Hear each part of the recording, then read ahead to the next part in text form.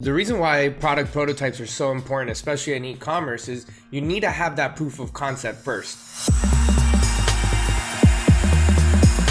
Hello everybody, welcome to Search. This week we will talk about how to create an e-commerce product prototype.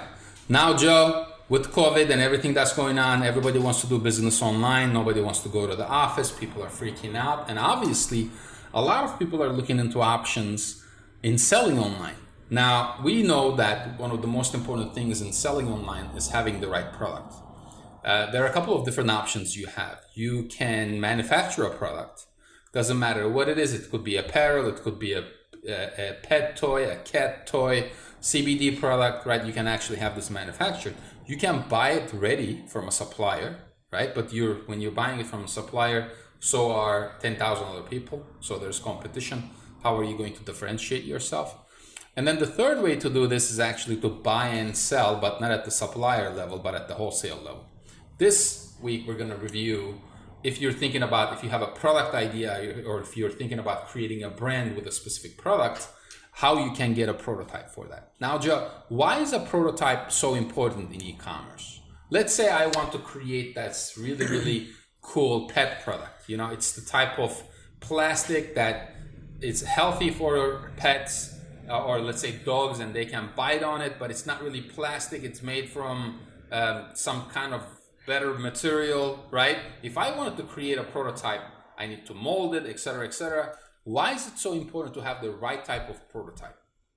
Yeah. So the reason why product prototypes are so important, especially in e-commerce, is you need to have that proof of concept first.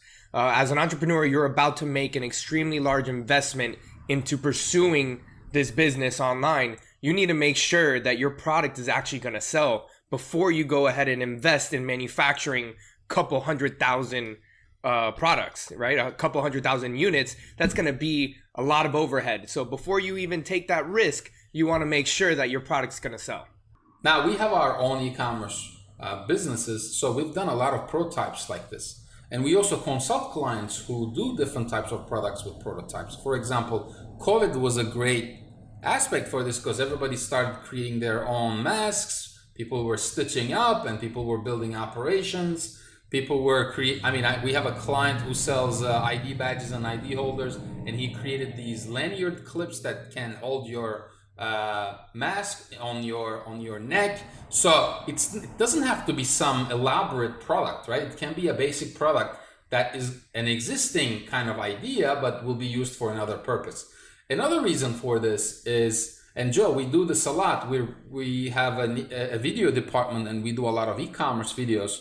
Another important thing is to see how people react to this, right? You're going to have your prototype, then perhaps you have 5-10 of these items in different colors. It doesn't matter what it is. Then you can send it to a video guy and maybe spend a couple of $1,000s. You can have a product video that you can get some visibility around, right? So before we even manufacture this, now there are a lot of examples of this.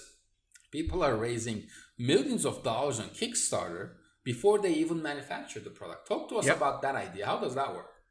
Absolutely. IndieGoGo, Kickstarter, just to name a few. There are tons of brands that are starting up and they're doing just this. They're creating a prototype. They might have maybe 1 or 2 prototypes, and they're seeing if it starts to gain traction on these platforms. Not only, the traction isn't just with the visibilities and views and shares, it's how many others are actually investing in this product, kind of saying, hey, this is something that I would use. This is something that I would want in the future. Therefore, just giving them that proof of concept and the funding that they need to get started. So I would say for, up and coming e-commerce brands that are trying to launch a prototype or a brand new product that doesn't exist out there right now, definitely look into these platforms for your proof of concept before you go ahead and enter the e-commerce world. Yeah. So we're actually against, unless you have an existing business that does millions of dollars and you're just investing in an additional product, we're actually against ordering hundreds of thousands of dollars worth of merchandise without even testing the market. This is a great way for you to market your prototype. Video, IndieGoGo, even Facebook. You don't even need IndieGoGo. You can just pre-sell stuff on Facebook now. With Facebook ads and retargeting, it works like a charm. You just say, hey, this will be delivered in the next 90 days. If it's a hot product, people will buy. I've bought stuff before from Kickstarter. I've supported stuff that didn't ship. Some of them failed, some of them shipped. But the beautiful thing with Kickstarter is you can actually get your money back if you don't get the product or if they don't do what they're promised to do. So what you're gonna need is a business plan. You're gonna need to communicate with somebody. The prototype does not have to be manufactured in China. There are a lot of places like Eastern Europe, Turkey, Latin America that can create different types of prototypes for you. The only thing that I wouldn't get into right now is electronics because it's incredibly competitive. So your product should be niche. If you're going to get into electronics, you should work with specialized suppliers and manufacturers. We're getting a lot of requests for apparel, actually, and organic products and bamboo products. So we'll actually do another session, I think, Joe, correct me if I'm wrong on this, just because it's such a broad industry. But you need to have your business plan, have your content. You need to know what to say. You need to know your value proposition. And once you have all of this, then you can put it out there and kind of think about it as a survey, as a demand survey. You can gauge people's reactions. If 90% of the people say, oh man, we love this idea and I would spend $100, $200, $300, $400 on this product, then you know that you have something good. And all you've done really is maybe spent $10,000 or $15,000, got in a prototype, got a nice video, and paid a marketing company to do your content. So you can verify this proof of concept for, let's say worst case $20,000, $25,000 tops. Now, we've done this type of stuff, Joe. Talk to us about where this should go. What's the best case scenario? What's the worst case scenario when you're developing a new prototype? So best case scenario is you launch on one of these platforms, you get funded, you see that there is, in fact, a need for your product, and even furthermore, you've already found a great manufacturer that you can go to once you find the funding and once you have the funding to get started. That's the best case scenario. Worst case scenario is your product is a flop. You don't have that traction that you thought you would. But at the end of the day, it's just time to go back to the drawing board and learn from what your feedback was. Again, take that feedback that you got from these individuals and learn from it. Because there's definitely always room for more products. There's definitely always room for innovation and entrepreneurship out there, especially in e-commerce. Yeah. So again, another issue is you could have the best product in the world, incredible product, best product, but if you just do a Kickstarter with a photo of the product, nobody's going to back it up. If nobody sees that Kickstarter or IndieGoGo, nobody's going to back it up. So you also have to